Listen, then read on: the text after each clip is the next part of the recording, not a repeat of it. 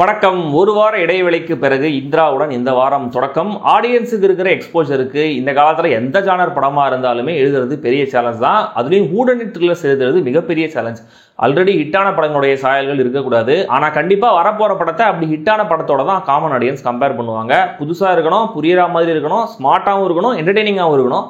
ஹூடனிட் த்ரில்லர்களின் ஃபேக்டரியான மலையாள சினிமாவில் கூட வர எல்லா படங்களும் இந்த எல்லா பாக்ஸஸையும் டிக் பண்ணுறது இல்லை. டிக் பண்ணுற ஒரு சில படங்களை தான் நம்ம பார்க்குறோம், பாராட்டுறோம்.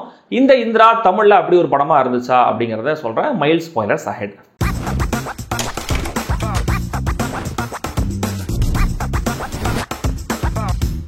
Indira Vasanth Ravi police inspector. Duty நேரத்திலேயே குடிச்சிட்டு போலீஸ் ஜீப்பை ஆக்சிடென்ட் பண்ணதுனால அவரை சஸ்பெண்ட் பண்ணியிருக்காங்க. சஸ்பென்ஷன் முடிஞ்சுமே கூட வேலைக்கு சேர வேண்டிய ஆர்டர் அவருக்கு வரல. இவருடைய மனைவி மெஹரின் படத்துடைய ஆரம்பத்தில் ரெண்டு பேரும் நல்ல டேர்ம்ஸ்ல இல்லாத மாதிரி தெரிஞ்சாலுமே கூட வசந்த் ரவிக்கு ஒரு பெரிய சிக்கல் வரும்போது ஒரு நல்ல பார்ட்னரா மெஹரின் கூடவே இருந்து அவருக்கு மாரல் சப்போர்ட் கொடுக்குறாங்க.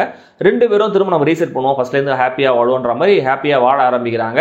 இதே டைமில் சிட்டியில் அடுத்தடுத்து சில கொடூரமான கொலைகள் ஒரே பேட்டர்னில் நடக்குது. அதை போலீஸ் விசாரணை பண்ணிட்டு வராங்க. அந்த கொலைகாரன் எப்படி நம்ம ஹீரோ ட்ராக் உள்ள வரப்போறான்னு நமக்கு சந்தேகம் வருது. அவன் வந்தானா இல்லையா, அப்புறம் என்ன நடக்குது, ட்ரெய்லர்ல வசந்த் ரவிக்கு கண்ணு தெரியாத மாதிரி காட்டுறாங்களே, அது என்ன மேட்டர், இதெல்லாம் தான் இந்த இந்திரா. இன்வெஸ்டிகேட்டிவ் த்ரில்லர் கதைகளுக்கு என்ன வேணும்? ஒரு கிரைம் நடக்கணும். அது ஒரு சீரியல் கில்லரோட வேலையா இருந்தா உத்தமம். என்னன்னே தெரியாம போலீஸ் முடிச்சிட்டு இருப்பாங்க.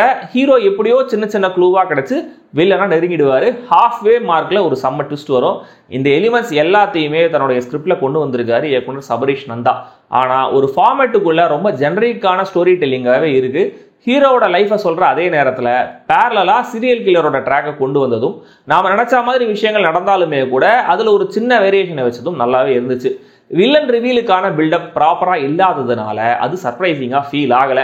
ரைட்டிங்காகவும் அந்த வில்லன் கேரக்டருடைய பிளேஸ்மெண்ட் அந்த இடத்துல தப்பா இருந்த மாதிரி தான் எனக்கு ஃபீல் ஆச்சு. முக்கியமா இந்த ரிவீல் வந்த உடனே இன்டர்வல் பாயிண்ட்லேயே மிச்சம் இருக்கிற மொத்த படமும் நம்ம கண்ணு முன்னாடி ஓடி முடிஞ்சிடுது.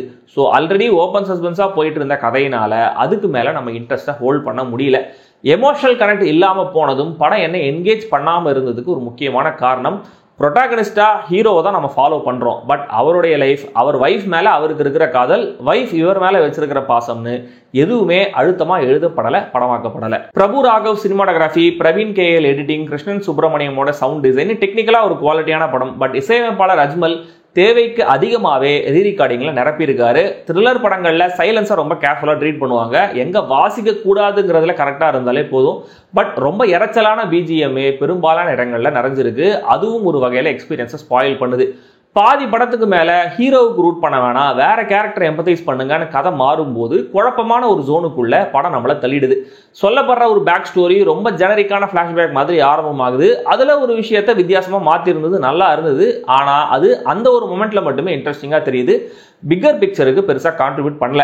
எல்லா விஷயங்களையும் ஆடியன்ஸ்க்கு ரிவீல் பண்ணதுக்கு அப்புறம் ஆடியன்ஸ் எதிர்பார்த்தது நடக்கக்கூடாதுன்னு இயக்குனர் நினைச்சது நல்ல விஷயம் தான். ஆனால் அதுக்குன்னு சுத்தமாக எந்த விதத்திலையும் செட் ஆகாத, லாஜிக் இல்லாத ஒரு ஆங்கிளில் கதையை கொண்டு போய் முடிச்சிருக்க வேண்டாம்.